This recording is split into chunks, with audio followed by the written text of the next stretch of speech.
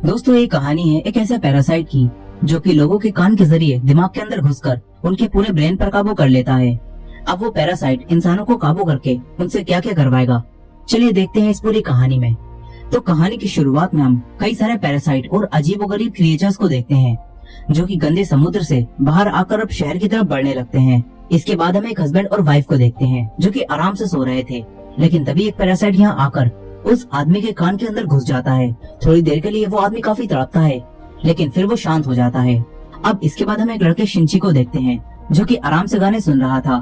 तभी यहाँ एक और पैरासाइट आकर उसके कान में घुसने की कोशिश करता है, लेकिन शिंची ने ईयरफोन लगा रखे थे, इसीलिए अब वो पैरासाइट नाक के जरिए अंदर जाने लगता है। तभी शिंची उसे देखकर उसे दूर फेंक देता है। शिंची डरते हुए एक बुक के जरिए उसे मारने की कोशिश करता है, लेकिन वो पैरासाइट उसके हाथ पर काटकर उसके हाथ के अंदर घुस जाता है।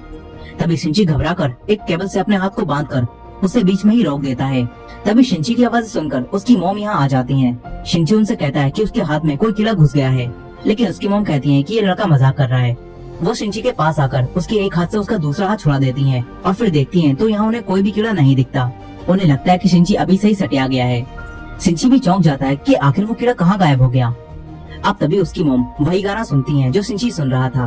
फिर उसकी मॉम शिंची से कहती है कि इस तरह के गाने मत सुना कर, तभी तेरे को ऐसे वहम होने लगे हैं। अब ये कहकर उसकी मॉम यहाँ से चली जाती हैं। शिंची सोचता है कि वो कीड़ा आखिर कहाँ गायब हो गया। अब अगली सुबह शिंची जब ब्रेकफास्ट कर रहा होता है तो उसे अपने राइट हैंड यानी कि जिस हाथ में वो पैरासाइट घुसा था उस हाथ में अजीब सा महसूस होने लगता है। फिर हम उसी आदमी को देखते हैं जिसके अंदर पैरासाइट घुस गया था। वो आदमी अब अजीब सा बिहेव कर रहा होता है और अब वो अपनी वाइफ के पास जाता है। अचानक से उसका मुंह एक बड़े से क्रिएचर के मुंह में बदल जाता है जिसके अंदर कई सारी आंखें थी। उसकी वाइफ कुछ भी समझ पाती इससे पहले ही वो आदमी अपनी वाइफ को खा जाता है। यानी कि उस पैरासाइट ने इस आदमी के ब्रेन को पूरी तरह से अपने काबू में करके इसे एक क्रिएचर बना दिया है। अब हम फिर से शिंची को देखते हैं जो कि अपनी दोस्त सातोमी के साथ स्कूल जा रहा था, लेकिन आज शिंची का बिहेवियर थोड़ा बदला हुआ था और उसके राइट हैंड पर उसका कोई भी काबू नहीं था। वो सातोमी को गलत जगह छू देता है और सातोमी उससे गुस्सा होकर चली जाती है। फिर क्लास में पढ़ते हुए उसकी रेजर नीचे गिर जाती है और जब शिंची उसे उठाने के लिए हाथ आगे बढ़ाता है तो तभी उसका हाथ बड़ा होकर रेजर उठा लेता है। इसके बाद बास्केटबॉल खेलते हुए शिंची बॉल को काफी दूर से उसी हाथ से रिंग में डाल देता है। शिंची कंफ्यूज हो जाता है कि उसके हाथ के साथ ये सब क्या हो रहा है, इसीलिए वो वापस घर आकर इंटरनेट पर इस बारे में सर्च करता है। तभी उसके हाथ से एक आंख बाहर आती है। शिंची उसे देखकर चौंक जाता है, लेकिन वो आंख वापस अंदर चली जाती है। शिंची अब अपना हाथ काटकर आंख निकाल कर देखने वाला था, लेकिन तभी उसका हाथ एक बड़े से सांप में बदल जाता है और उसे ही डरा देता है। फिर उसका हाथ एक छोटे क्रिएचर में बदल जाता है। शिंची उसे देखकर काफी डरा हुआ था। तभी वो क्रिएचर कहता है कि मैं फेल हो गया। शिंची कहता है कि ये मेरे हाथ को क्या हो गया। तभी वो क्रिएचर भी कहता है कि ये मेरे हाथ को क्या हो गया। अब वो क्रिएचर शिंची की बातों को दोहराने लगता है। फिर वो शिंची को बताता है कि मैंने तुम्हारा हाथ खा लिया है। वो क्रिएचर शिंची से कहता है कि मुझे बात करना सिखाओ। वहीं दूसरी तरफ हम उसी आदमी को देखते हैं जिसकी बॉडी पर उस पैरासाइट ने कब्जा कर लिया था और वो पैरासाइट भी अब टीवी के जरिए इंसानों की भाषा सीख रहा था। और तो और उसने इस आदमी की वाइफ को खा लिया होता है। अब अगले दिन सुबह शिंची जब सोकर उठता है तो वो देखता है कि वही क्रिएचर जो कि उसके हाथ से जुड़ा हुआ है वो उसका लैपटॉप और बुक से इंसानों से जुड़ी इन्फॉर्मेशन पढ़ रहा है। शिंची उसे कहता है कि मैं हॉस्पिटल जाकर तुझे कटवा दूंगा, कि मैं तेरे हाथ की जेल से जुड़ा हुआ हूँ, इसलिए तुम्हें अपना पूरा हाथ कटवाना पड़ेगा, जो कि शिंची कभी भी नहीं करवा पाएगा। अब वो पैरासाइट शिंची को बताता है कि वो उसकी पूरी बॉडी पर कब्जा करने की कोशिश कर रहा था, लेकिन क्योंकि शिंची ने उसे हाथ में ही रोक दिया तो इसके बाद वो शिंची के हाथ पर ही कब्जा कर पाया और अब वो दोनों एक दूसरे से जुड़ चुके हैं। ये क्रिएचर कहता है कि तुम मेरे होस्ट हो और मैं अपने होस्ट के बगैर कुछ भी नहीं कर सकता। फिर वो क्रिएचर कहता है कि तुम मुझे मिगी बुलाओ। मिगी शिंची के जरिए स्कूल में कई सारी बुक्स पढ़ता है और इंसानों के बारे में और भी ज्यादा जानता है। वो स्टूडेंट्स को फाइटिंग प्रैक्टिस करते हुए भी देखता है और मिगी सिर्फ उन्हें देखकर ही फाइटिंग स्किल सीख लेता है। अब इसके बाद हम पेंटिंग क्लास में शिंची को देखते हैं जो कि अपनी पेंटिंग पर काम कर रहा था। तभी सातोमी यहाँ आती है और उससे कहती है कि अगर तूने फिर से वो सब किया ना तो मैं तेरी जान ले लूंगी। इसके बाद सातोमी शिंची की पेंटिंग देखती है और फिर यहाँ से चली जाती है। अब स्कूल के बाद शिंची रात में जब बात ले रहा होता है तो तभी मिगी कहता है कि मुझे तुम्हारी बॉडी को इन्वेस्टिगेट करना है। मिगी शिंची की पूरी बॉडी को देखने लगता है। यहाँ मिगी और शिंची में अच्छी दोस्ती हो गई होती है और मिगी शिंची को कोई भी नुकसान नहीं पहुँचाता, लेकिन इसी शहर में कई सारे पैरासाइट ने और लोगों की बॉडी पर भी कब्जा कर लिया होता है और वो पैरासाइट लोगों को मारकर खा रहे थे। ये खबरें पूरे शहर में फैल जाती हैं, लेकिन किसी भी आम इंसान को ये पता नहीं होता कि लोगों को कौन मार रहा है। अब एक दिन शिंची बस से कहीं जा रहा था तभी मिगी सिंची से कहता है कि मुझे यहाँ पर किसी अपने जैसे पैरासाइट होने का एहसास हो रहा है। मिगी सिंची को यहीं उतरवा कर उसे एक शॉप में ले जाता है जहाँ इन्हें एक आदमी दिखता है। उसके शरीर पर भी एक पैरासाइट ने कब्जा कर लिया था और वो आदमी एक नॉर्मल आदमी को मारकर खा रहा था। उस आदमी को भी एहसास हो जाता है कि सिंची के शरीर में एक पैरासाइट है, इसीलिए वो आदमी सिंची को इंसानों का मीट खाने के लिए देता है। लेकिन फिर उसे पता चलता है कि सिंची का ब्रेन अब भी उसके काबू में है और पैरासाइट उसके हाथ से जुड़ा हुआ है। अब तभी मिगी को कुछ एहसास होता है। मिगी सिंची से कहता है कि अब ये तुम्हें मार देगा, यहाँ से भागो। सिंची बाहर निकलने की कोशिश करता है लेकिन उससे दरवाजा नहीं खुलता। तभी वो आदमी सिंची के पास आता है और अपना एक हाथ काट कर मिगी से कहता है कि तुम सिंची के हाथ को छोड़कर मेरे हाथ पर आ जाओ। लेकिन मिगी और सिंची में अच्छी दोस्ती हो गई थी, इसीलिए मिगी उसके हाथ पर जाने से मना कर देता है। फिर मिगी सिंची की जान बचाने के लिए इस पैरासाइट से फाइट करता है और क्योंकि मिगी ने सिंची के स्कूल में स्टूडेंट को फाइट करते हुए देखा था, इसलिए सिंची उन्हीं मूव्स का इस्तेमाल करके इस पैरासाइट के ब्रेन और बॉडी को अलग कर देता है, जिससे वो पैरासाइट वहीं मर जाता है। अब तभी यहाँ कोई आने लगता है। सिंची पीछे के दरवाजे से जहाँ से वो आया था वहीं से भाग जाता है। सिंची अपनी मॉम को इस बारे में कुछ भी नहीं बता पाता। यही अब इस शहर में काफी लोग गायब हो रहे थे और उनकी लाशें मिल रही थी। सिंची के अलावा कोई भी नहीं जानता था कि उन्हें पैरासाइट मारकर खा रहे हैं। सिंची मिगी से कहता है कि तुम अपने पैरासाइट दोस्तों से कहो कि वो लोगों को मारकर ना खाएं। लेकिन मिगी कहता है कि हमारा खाना इंसान है। वो कहता है कि जैसे तुम इंसान सब्जियां और एनिमल्स को मारकर खाते हो, वैसे ही हम जिंदा इंसानों को खाते हैं। यहाँ मिगी सिंची से जुड़ा हुआ था, इसीलिए जब तक सिंची जिंदा रहेगा तब तक मिगी भी जिंदा रहेगा और सिंची की बॉडी से ही उसे खाना मिलता रहेगा। इसीलिए मिगी को इंसानों को मारने की जरूरत नहीं थी। और मिगी सिंची को धमकी भी देता है कि अगर तूने मुझे चोट पहुंचाने की कोशिश की ना तो मैं तेरी जान ले लूंगा। सोचिए मत, सब्सक्राइब कीजिए। सिंची उसे कहता है कि तू एक डेमन है। वो ये कहकर सो जाता है। वहीं दूसरी तरफ उसी शॉप में हम एक पुलिस ऑफिसर को देखते हैं जिसे उसी पैरासाइट की डेड बॉडी मिलती है जिसे सिंची और मिगी ने मारा था। यहाँ इन दोनों पुलिस ऑफिसर को पता चलता है कि मरने वाले आदमी ने पहले किसी इंसान का मीट खाया था। ये दोनों पुलिस ऑफिसर्स अब इस केस को सोल्व करने की कोशिश करते हैं।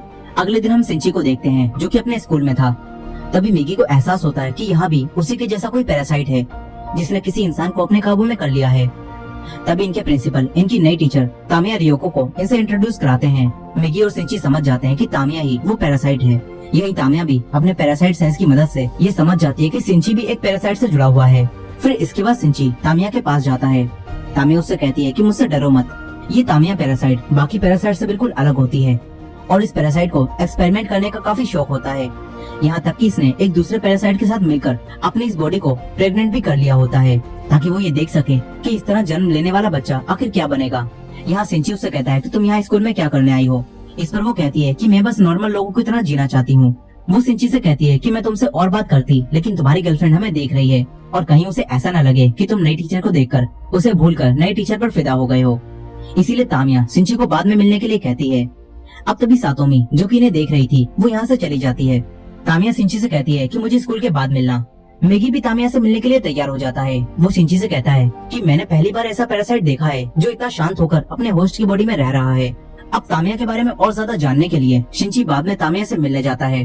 तामिया ने यहाँ पर दो और पैरासाइट को भी बुलाया होता है जिनमें से एक हाई स्कूल स्टूडेंट शिमाडा होता है और दूसरा एक ऑफिसर मिस्टर ए होता है। ये दोनों तामिया के साथ मिले होते हैं। तामिया सिंची और मिगी को बताती है कि हम पैरासाइट को सरवाइव करने के लिए आपस में मिलकर रहना होगा और इसीलिए हमने मिलकर पैरासाइट्स का एक नेटवर्क बनाया है और हम सब एक दूसरे से जुड़कर एक दूसरे को इन्फॉर्मेशन देते हैं ताकि हम सब इंसानों के बीच छुपकर रह सकें और अपने लिए रोज इंसानों को मारकर खा सकें। तामिया सिंची से भी इनके नेटवर्क में जुड़ने के लिए कहती है लेकिन सिंची कहता है कि मैं पूरी तरह से तुम्हारे जैसा नहीं हूँ, तुम सब एक मॉन्स्टर हो। तामिया कहती है कि हाँ हम सब एक मॉन्स्टर हैं, इसीलिए मैंने मिस्टर ए के साथ मिलकर एक एक्सपेरिमेंट किया है जिससे मैं प्रेग्नेंट हो गई हूँ और क्योंकि हम दोनों ही पैरासाइट हैं इसीलिए मेरे अंदर जो बच्चा है वो आखिर क्या होगा। इस पर मिगी तुरंत कहता है कि तुम दोनों ने वो इंसानों की बॉडी में किया है इसीलिए तुम्हारे अंदर एक इंसान का ही बच्चा है। तभी तामिया कहती है तो फिर हम कौन है? अगर हमारे अंदर इंसानों का बच्चा है तो असल में हम कौन है? हम बस इस बॉडी के जरिए जी रहे हैं। तामिया कहती है कि हमारे जीने का मकसद क्या है? तामिया इनसे कहती है कि इसीलिए मैंने हमारा नेटवर्क बनाया है और मैं पैरासाइट्स के फ्यूचर के बारे में सोच रही हूँ। तामिया सिंची को धमकी देती है कि अगर तुम्हें हमारा साथ नहीं देना तो हमारे खिलाफ कुछ भी करने की कोशिश मत करना, नहीं तो मैं 3 सेकंड में ही पूरे स्कूल को खत्म कर दूंगी। सिंची काफी डर जाता है। अब ये तीनों एक एक करके सिंची की डरी हुई शक्ल देखते हुए यहाँ से चले जाते हैं। तभी मिगी को कुछ एहसास होता है। मिगी सिंची से कहता है कि मिस्टर ए से सावधान रहना, मुझे वो ठीक नहीं लगता। अब इसके बाद हमें घर को देखते हैं जहाँ काफी शांति थी और यही मिस्टर ए और शिमाडा यानी कि वही दोनों पैरासाइट इंसानों को खा रहे थे। फिर वो दोनों तामिया के पास जाते हैं। तामिया खुद पर एक्सपेरिमेंट कर रही थी, इसीलिए वो इंसानों को खाने के बजाय इंसानों जैसी रहने की कोशिश कर रही थी। वो इंसानों जैसा ही खाना भी खाती है। वो कहती है कि हमें इंसानों के बीच रहने के लिए इंसानों के जैसा ही सोचना होगा, तभी हम यहाँ पर सरवाइव कर पाएंगे। वहीं दूसरी तरफ सिंची काफी परेशान था, लेकिन वो अपनी मॉम को भी ये सब नहीं बता पा रहा था। वो अपनी मॉम से कहता है कि अब घर में ही रहना, क्योंकि वो जानता था कि बाहर काफी ज्यादा पैरासाइट हैं जो इंसानों को मारकर खा रहे हैं। लेकिन उसकी मॉम ये नहीं जानती थी, इसीलिए वो सिंची की बात पर खास ध्यान नहीं देती। अब एक दिन रात में अपने घर आते समय सिंची का सामना मिस्टर ए से हो जाता है, और मिस्टर ए को ये पता चल चुका था कि उस शॉप में जो पैरासाइट मारा था उसे सिंची और मिगी ने ही मिलकर मारा था। इसीलिए मिस्टर ए सिंची को मारने के लिए उस पर हमला करता है, लेकिन मिगी सिंची को बचा लेता है। मिगी मिस्टर ए से फाइट करता है। इन दोनों में यहाँ काफी तगड़ी फाइट चल रही थी।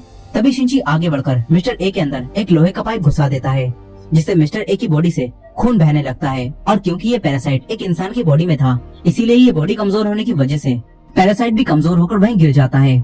सिंची तुरंत यहाँ से भागकर अपने घर आ जाता है, लेकिन वहीं वो पैरासाइट अपनी बॉडी से रोड आर पार कर देता है, जिससे खून बहना बंद हो जाता है और वो पैरासाइट जिंदा बच जाता है। लेकिन उसे सरवाइव करने के लिए अब एक नई बॉडी चाहिए थी।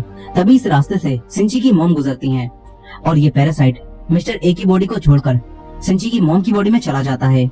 फिर थोड़ी देर बाद मिगी को एहसास होता है कि मिस्टर ए वाला पैरासाइट उनकी तरफ ही आ रहा है। वो सिंची को छुपने के लिए कहता है। सिंची एक चाकू लेकर वहीं छुप जाता है। तभी उसकी मॉम घर में आती है।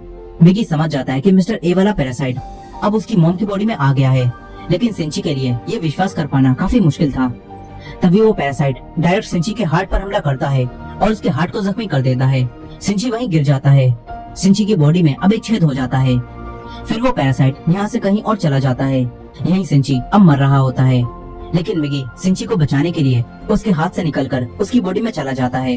धीरे धीरे समय बीतता है और कुछ दिन बीत जाते हैं। मिगी सिंची के हाथ में दोबारा से वापस आ जाता है और सिंची जाग जाता है। सिंची अब बिल्कुल ठीक हो गया होता है।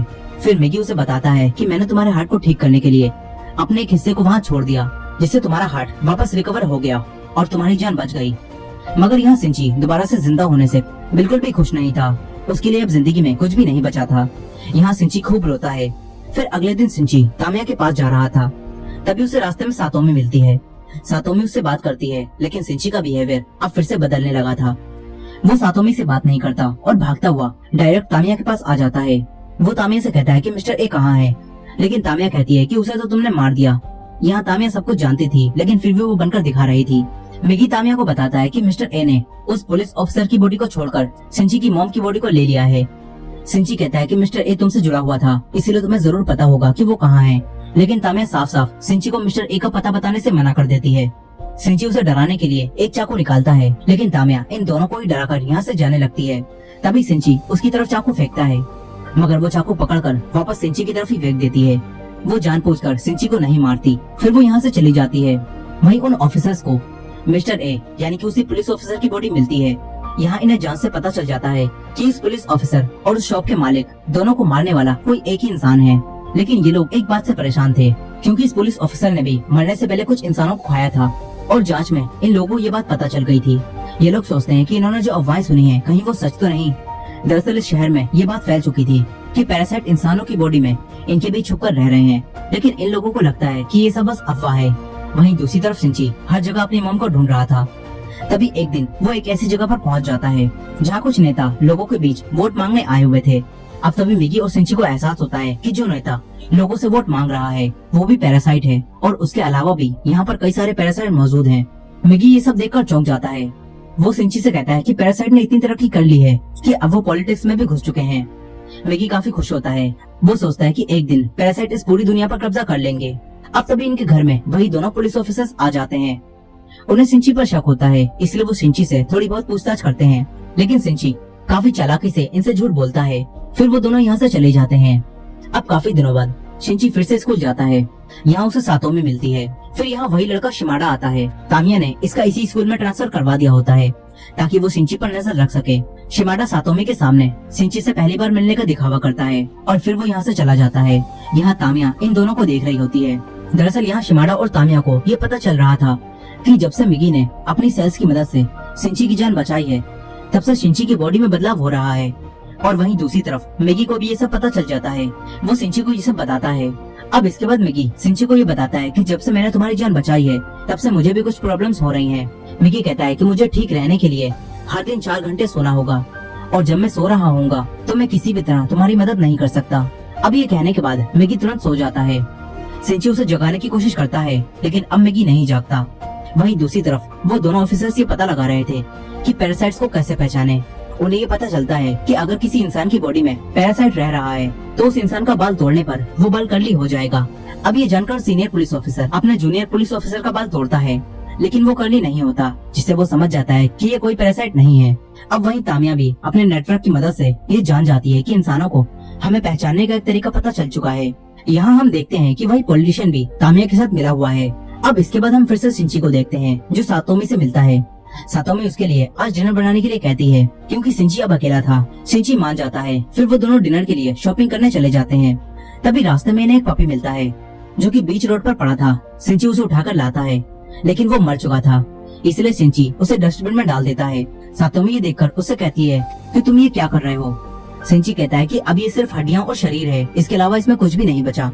दरअसल अब सिंची के अंदर बदलाव हो रहा था और वो भी पैरासाइट की तरह सोचने लगा था। और सिंची की ये सोच देखकर सातोमी उसे छोड़कर चली जाती है लेकिन सिंची को इससे कोई भी फर्क नहीं पड़ता। वहीं स्कूल का प्रिंसिपल जब तामिया को प्रेग्नेंट देखता है तो चौंक जाता है क्योंकि तामिया अभी अनमैरिड थी और अब प्रिंसिपल उसे कैरेक्टरलेस समझकर उसे जॉब से निकालने वाला था। वो लोग तामिया के मॉम डैड को भी ये सब बता देते हैं। फिर तामिया अपने मॉम डैड के पास जाती है लेकिन ये तामिया तो वैसे भी पैरासाइट थी, इसलिए वो इन दोनों को मार देती है। इसके बाद वो शिमाडा को कॉल करके कहती है कि तुम्हारे खाने का इंतजाम हो गया है, यहाँ आकर दोनों बॉडीज ले जाओ। अब अगले दिन तामिया स्कूल से जाने के लिए स्कूल से अपना सामान पैक करने लगती है। सिंची उसके पास आता है और उससे बातें करने लगता है। वहीं सातोमी अपनी पेंटिंग क्लास में जाती है जहाँ कई सारी लड़कियां मिलकर शिमाडा की पेंटिंग बना रही थी। तभी एक लड़की मजाक मजाक में उसका एक बाल तोड़ देती है और वो बाल कर्ली हो जाता है। इसे देखकर सारी लड़कियां समझ जाती हैं कि शिमाडा एक पैरासाइट है। शिमाडा भी जान जाता है कि उसका राज खुल चुका है, इसलिए वो इन लड़कियों पर हमला करता है। उसका मॉन्स्टर जैसा मुंह देखकर सारी लड़कियां डरकर चीखती हैं। उनकी चीखों की आवाज सुनकर सिंची उन्हें बचाने आने लगता है। तामिया भी समझ जाती है कि शिमाडा अपने मॉन्स्टर के रूप में सबके सामने आ गया है, इसलिए अब तामिया यहाँ कुछ केमिकल लोचा करने लगती है। वहीं सातोमी थोड़ी हिम्मत दिखाकर शिमाडा के सेंटर में एक केमिकल फेंकती है जिससे वो जलने लगता है, मगर इससे वो बेकाबू हो जाता है और इधर उधर हमला करने लगता है। सारी लड़कियां बचकर निकलने की कोशिश करती हैं। तभी सातोमी की एक दोस्त यहाँ मारी जाती है। शिंची जब तक यहाँ पहुँचता है तो कई सारी लड़कियां मर चुकी थी। शिंची काफी घबरा जाता है। मिगी उसे शांत कराता है और इन हालातों में हिम्मत दिखाने के लिए कहता है। शिंची दोबारा उठकर सातोमी को बचाने जाता है। सातोमी शिमाडा से बचकर भाग रही थी। शिमाडा बिल्कुल एक जापानीज डेमोगोर्गन लग रहा था। शिंची आकर इस जापानीज डेमोगोर्गन को एक धक्का देता है और उससे फाइट करने लगता है। तभी यहाँ तामिया भी आ जाती है और वो शिमाडा को शांत होने के लिए कहती है। शिमाडा शांत हो जाता है लेकिन फिर तामिया यहाँ एक बॉम्ब फेंक कर चली जाती है। शिंची उसे देखकर सातोमी को लेकर नीचे कूद जाता है और फिर यहाँ एक धमाका होता है। इन्हें लगता है कि शिमाडा टपक लिया लेकिन वो जिंदा था। अब यहाँ पुलिस और एम्बुलेंस भी आ जाती है। सातोमी जख्मी हो गई थी, इसलिए उसे हॉस्पिटल ले जाया जाता है। वहीं पुलिस ऑफिसर्स ऊपर आ जाते हैं। तभी शिमाडा आकर इन पर हमला करता है और इन्हें मार देता है। शिमाडा स्कूल की छत पर जाने लगता है। मिगी सिंची को ये बताता है और शिंची एक दूसरी बिल्डिंग पर जाकर एक लोहे की रोड लेकर मिगी को एक धनुष बनाता है और फिर इस लोहे की रोड को एक तीर की तरह शिमाडा के अंदर घुसा देता है। इससे शिमाडा वहीं मर जाता है। इसके बाद शिंची यहाँ से जाने लगता है। तभी यहाँ तामिया भी आ जाती है और वो उससे कहती है कि मैं अब थोड़े समय के लिए गायब हो जाऊंगी। तामिया सिंची को मिस्टर ए यानी कि उसकी मॉम का एड्रेस देती है। सिंची उस एड्रेस को ले लेता है। अब कुछ समय बाद यहाँ वही दोनों ऑफिसर आते हैं और जब वो दोनों ये पता लगा रहे होते हैं कि शिमाडा कैसे मरा तो उन्हें पता चल जाता है कि उस पर किसी ने दूसरी बिल्डिंग से हमला किया था, लेकिन इन्हें सिंची के बारे में भी कुछ भी पता नहीं होता। वहीं सिंची तामिया के दिए हुए एड्रेस पर पहुंच जाता है। यहाँ उसे उसकी मॉम मिलती हैं। सिंची उनका पीछा करते हुए एक ब्रिज के नीचे आ जाता है। तभी यहाँ मिगी को नींद आने लगती है। वो सिंची को ये बताता है और इस वक्त मिगी सिंची को बचाने के लिए एक हथियार बन जाता है। इसके बाद मिगी सो जाता है। अब तभी सिंची उसी हथियार की मदद से मिस्टर ए यानी कि अपनी ही मॉम से फाइट करता है। यहाँ सिंची अब काफी अच्छी फाइटिंग कर रहा होता है। वो मिस्टर ए को मारने वाला था। तभी उसे उसकी मॉम की आवाज आती है और उसकी मॉम की थोड़ी बहुत कॉन्शियसनेस अब भी जिंदा होती है। अब तभी मिस्टर ए सिंची पर हमला करता है, लेकिन उसकी मॉम की कॉन्शियसनेस की मदद से उसकी मॉम अपने हाथ से सिंची को बचा लेती हैं। मगर फिर सिंची को ना चाहते हुए भी मिस्टर ए को खत्म करने के लिए अपनी ही मॉम को जान से मारना पड़ता है। अब थोड़ी देर बाद मिगी जब जाग जाता है तो सिंची मिगी को ये सब बताता है। अब इसके बाद हम उसी पैरासाइट पॉलिटिशियन को देखते हैं और उसकी पार्टी ने अब इलेक्शन जीत लिया होता है। इससे वो पैरासाइट अब एक ऊंची पोस्ट पर बैठ जाता है।